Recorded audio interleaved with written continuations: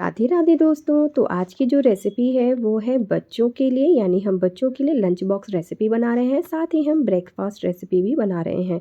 इसे हम बहुत ही ज़्यादा हेल्दी तरीके से बनाएंगे। इसमें हमने खूब सारे वेजिटेबल का इस्तेमाल किया है जो कि बहुत ही ज़्यादा हेल्दी है। तो एक बार आप इस रेसिपी को ज़रूर ट्राई करिएगा, आपको बहुत ज़्यादा अच्छा लगेगा। तो चलिए इसे बनाना शुरू करते हैं। तो सबसे पहले मैं यहाँ पर बनाऊंगी स्टफिंग। उसके लिए मैंने यहाँ पर लिया है 1 छोटा चम्मच सरसों का तेल। जब तेल अच्छे से गर्म हो जाएगा उसके अंदर डालेंगे आधा चम्मच जीरा। तो जीरा अच्छे से चटकने लगा है। अब हम इसमें डालेंगे 2 हरी मिर्च बारीक कटी हुई। साथ ही मैंने यहाँ पर डाला है आधा इंच अदरक का टुकड़ा जिसको मैंने कद्दूकस कर लिया था। इसे डालकर अब हम इसे चला लेंगे। अब हम इसमें डालेंगे 1 मीडियम साइज़ का प्याज जिसको मैंने बारीक काट लिया था। अब हम इसे चलाकर इसे भूनेंगे। तो इसे हमें ब्राउन नहीं करना है, बस इसका कच्चापन चले जाए इसे हमें तब तक भूनना है। तो यहाँ पर प्याज में हल्का सा कलर आ गया है। इस स्टेज पे हम यहाँ पर डालेंगे आधा शिमला मिर्च बारीक कटी हुई, 1 कटोरी बीन्स बारीक कटा हुआ। साथ ही हम यहाँ पर डालेंगे आधी कटोरी हरी ताज़ी मटर। तो यहाँ पर अभी ताज़ी मटर बड़े ही आराम से मिल जा रहा है, इसीलिए मैं यहाँ पर इसका इस्तेमाल कर रही हूँ। अगर आपके पास नहीं है तो आप इसे स्किप भी कर सकती हैं। साथ ही आप चाहें तो इसमें गाजर भी डाल सकती हैं। अब हम इसमें डालेंगे नमक स्वाद अनुसार। अच्छे से कलर के लिए हम यहाँ पर डालेंगे हल्दी आधा चम्मच। अब इन दोनों चीज़ों को डालकर अब हम इसे चला लेंगे। तो मैंने यहाँ पर गैस की फ्लेम को मीडियम टू लो फ्लेम पर रखकर मैं इसे पका रही हूँ। तो मैं यहाँ पर लगा दूँगी लीड ताकि यह जल्दी से पक जाए। मैंने यहाँ 2 से 3 मिनट के लिए लीड लगाया था। अब इसे हटाकर इसे चेक कर लेंगे। तो ये देखिए ये हल्के से पक गए हैं, यानी अभी इतना भी नहीं पका है, लेकिन ये 80% यहाँ पर पक गए हैं। अब हम इसमें डालेंगे बॉइल्ड आलू। तो मैंने यहाँ पर 300 ग्राम उबले हुए आलू लिए थे। तो मैंने इसको छील लिया था, लेकिन मैंने इसे मैश नहीं किया है। मैश मैं इसी के अंदर कर लूँगी। तो मैं एक मैशर की सहायता से इसी के अंदर इसे मैश कर लूँगी। इससे मैश करने से होगा ये कि जो हमारे मटर हैं वो भी से अच्छे से मैश हो जाएंगे, बीन्स ये सब चीज़ें भी जो हैं वो हल्की फुल्की मैश हो जाएंगी। तो यहाँ पर देखिए मैं इस तरह से इसे मैश कर रही हूँ। अब हमें इसे थोड़ा सा भूनना है। थोड़ी देर के लिए हम इसे ऐसे ही भून लेंगे। अब हम इसमें डालेंगे चाट मसाला ताकि यह और भी ज़्यादा चटपटा हो जाए।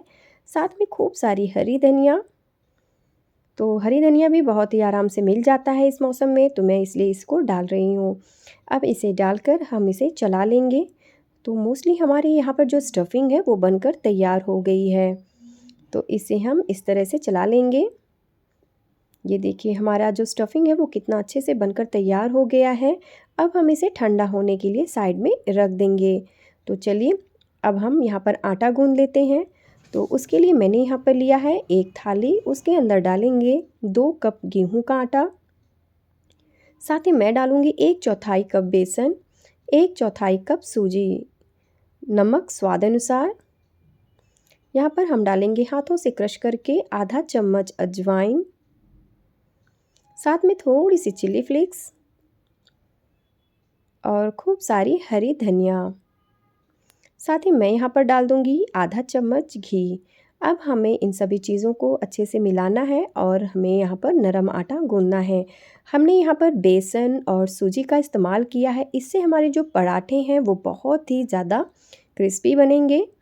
और आटा आप थोड़ा सा नरम ही गूंदिएगा क्योंकि हमने यहाँ पर सूजी का इस्तेमाल किया है। जब हम इसे रेस्ट पे रखेंगे तो आटा जो है वो हमारा थोड़ा सा टाइट हो जाएगा क्योंकि जो सूजी है वो फूलेगी। तो यहाँ पर हमने देखिए नरम आटा गूंद कर तैयार कर लिया है। तो हमने यहाँ पर 10 मिनट के लिए इसे रेस्ट पर छोड़ दिया था। अब हम इसे थोड़ा सा नीट कर लेंगे। अब हम इसकी छोटी छोटी लोइयाँ बनाएंगे। जिस तरह से आप पराठे बनाने के लिए लोइयाँ बनाते हैं बिल्कुल उसी तरह से हमें अब इसे बनाना है। तो यहाँ पर मैं 3 से 4 लोइयाँ बना लूँगी। अब हमने इसे परोठन में डाला है और अब हम इसे बेल लेंगे। तो जिस तरह से पराठा बनता है बिल्कुल उसी तरह से हमें इसे बेलना है। तो ये देखिए इस साइज़ का ही पराठा होता है, मैंने बिल्कुल इसी साइज़ का ही बेला है। अब हमने यहाँ पर जो स्टफिंग बनाकर रखा था उसे हम इसमें डाल देंगे। तो इसे हमें पूरा नहीं फैलाना है, बस हमें इसे बीच में इस तरह से रखना है और एक चम्मच की सहायता से इसे हम अच्छे से दबा देंगे। तो अगर आपके पास और भी वेजिटेबल्स हैं तो आप उसके अंदर डाल सकती हैं। तो ये देखिए इस तरह से हम पहले से इस तरह से फ़ोल्ड करेंगे और फिर जो है दूसरे साइड से इसे पकड़ कर इस तरह से हम इसे फ़ोल्ड कर देंगे।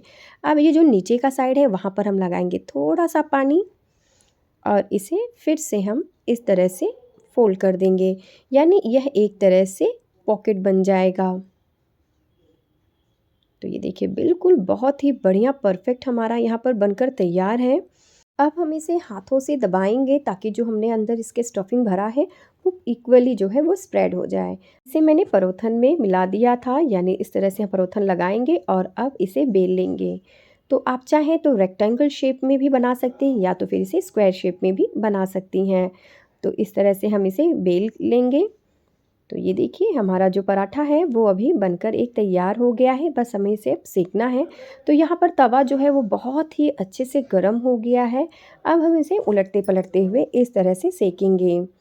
तो ये जब दूसरी साइड भी अच्छे से सेक जाएगा तब हम इसको एक स्पैचुला, यानी जो डोसा बनाने का स्पैचुला होता है उससे हम दबाएंगे ताकि कहीं भी कच्चा ना रहे, इक्वली ये जो है पक जाए। अब हम ऊपर से लगाएंगे घी। तो यहाँ पर आज मैं इसे घी के साथ बना रही हूँ, वैसे मैं इसे सरसों के तेल में बनाती हूँ। तो ये देखिए इस तरह से मैंने इसे चारों तरफ लगा दिया है। अब हम इसे फिर से टर्न कर लेंगे और ऊपर साइड में फिर से हम घी लगा देंगे। तो साइड साइड में भी आप थोड़ा सा घी लगा दीजिएगा ताकि वह कच्चा ना रहे। तो अब मैंने एक लिया है स्पैचुला, इसे फिर से दबाकर इस तरह से हम इसे सेकेंगे। तो इस तरह से जब आप दबाएंगे तो आप खुद देखेंगी तो जहाँ पर ये कच्चा है वहाँ पर ये अच्छे से कुक हो जाएगा। तो यहाँ पर ये बनकर तैयार हो गया है। अब हम इसे एक प्लेट में निकाल लेंगे। तो यहाँ पर मैं दूसरा वाला पराठा भी इसी तरह से सेक लूँगी। तो एक बार आप इसे ट्राई करिएगा, ये रियली बहुत ज़्यादा खाने में स्वादिष्ट होता है क्योंकि हमने यहाँ पर बहुत सारी सब्जियों का इस्तेमाल किया है। मेरे तो बच्चे इसे बहुत ज़्यादा पसंद करते हैं क्योंकि अगर हम बच्चों को इस तरह की चीज़ें देते हैं तो वो जल्दी से टिफ़िन खाली कर देते हैं।